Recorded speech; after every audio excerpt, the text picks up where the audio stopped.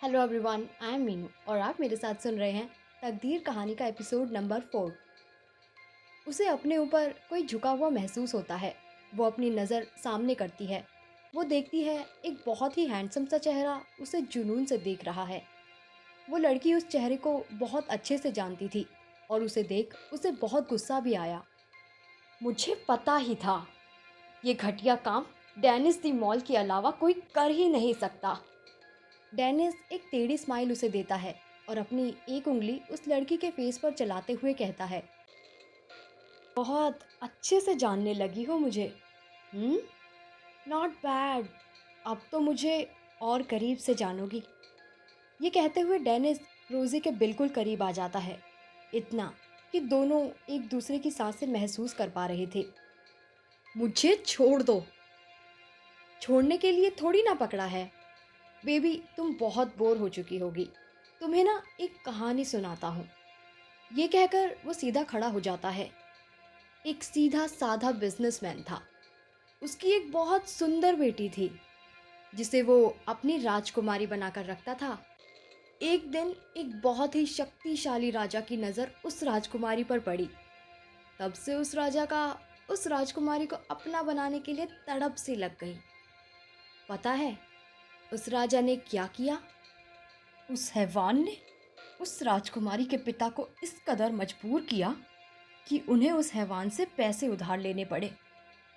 रोजी ने नफरत से डेनिस की आंखों में देखते हुए कहा, वाओ बेबी, तुम्हें तो ये कहानी पता है, लेकिन उसके बाद की कहानी तुम्हें नहीं पता। सुनना नहीं चाहोगी? डेनिस अपना फेस उसके करीब ले जाता है। रोजी नफरत से अपना फेस दूसरी ओर टर्न कर लेती है। डेनिस की गर्म सांसें रोजी अपने नेक पर महसूस कर पा रही थी। डेनिस ने कंटिन्यू किया, उस बिजनेसमैन को मैंने इतना उलझाया कि बेचारा अभी तक मेरा उधार चुका ही नहीं पाया और डील के अकॉर्डिंग उसे अपनी सबसे प्यारी चीज़ यानी अपनी राजकुमारी को मुझे देना था। लेकिन एक बाप ऐसे कैसे अपनी बेटी को किसी गैर मर्द के हाथों में दे सकता था? इसलिए उसने अपनी बेटी को भगाने के बारे में सोचा। लेकिन वो साइको राजा कैसे अपनी राजकुमारी को दूर जाने देता? इसलिए उसने उसे किडनैप करवा लिया। बिजनेसमैन को हिंदी में क्या कहते हैं? डेनिस ने याद करते हुए कहा, हाँ, व्यापारी।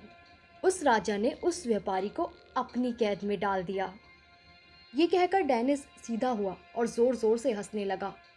तुम चाहते क्या हो मिस्टर डेनिस दी मॉल? I want you but I hate you. उसकी बात सुनकर डेनिस पहले से और जोर जोर से हंसने लगा। तुम्हें क्या लगता है डेनिस दी मॉल तुम्हारी परमिशन के लिए रुका हुआ है? No baby no.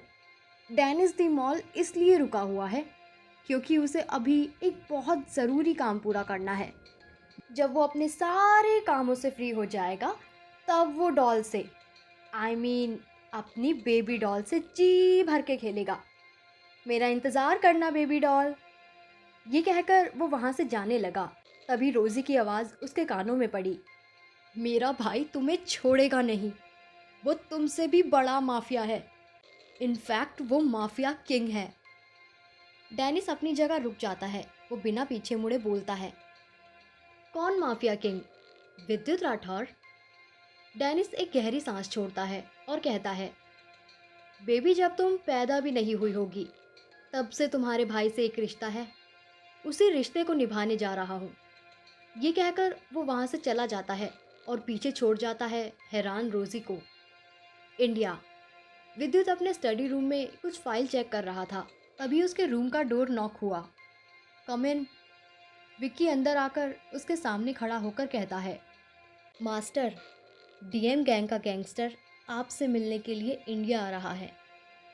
Great. Next morning. Rishabh अपने कमरे में चैन से सो रहा था। तभी किसी ने उसके रूम का डोर नॉक किया। कौन है इतनी सुबह सुबह? ऋषभ, मैं।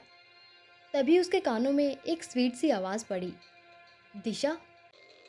ऋषभ की नींद मानो कहीं गायब ही हो गई। वो डोर ओपन करता है तो देखता है उसके सामने शनाया खड़ी थी। शनाया को देख उसे दिशा का धोखा याद आता है। ऋषभ, तू क्यों उस लड़की को भूल नहीं पा रहा है? शनाया ने उसकी आंखों के सामने अपने हाथ को हिलाया तो ऋषभ अपने ख्याल से बाहर आया। क्या सोच रहे हैं आप? कुछ नहीं। तुम इतनी सुबह मेरे रूम के बाहर क्या कर रही हो? कपड़े। वॉट? मुझे कपड़े चाहिए।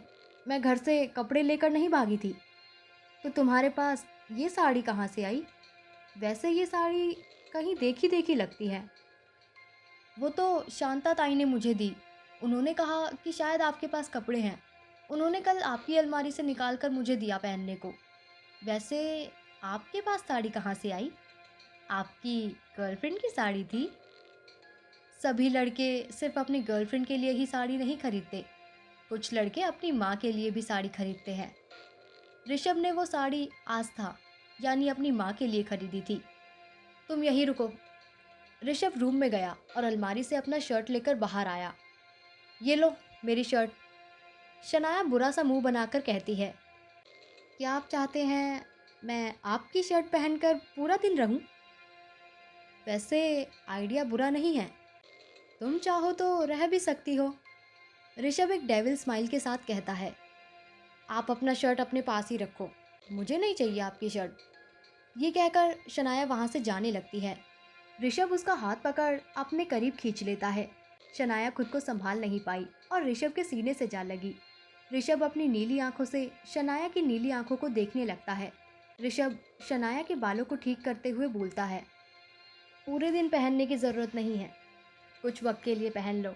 उसके बाद मैं तुम्हारे लिए कुछ कपड़े लेकर आऊँगा। ओके? ऋषभ इतनी जेंटली बात कर रहा था कि शनाया ने भी हाँ कर दिया और वो ऋषभ की शर्ट लेकर अपने रूम में चली गई। उसके जाने के बाद ऋषभ भी फ्रेश होने बाथरूम चला गया। कहानी में आगे क्या होगा जानने के लिए सुनते रहिए कहानी के आने वाले एपिसोड्स। Thank you.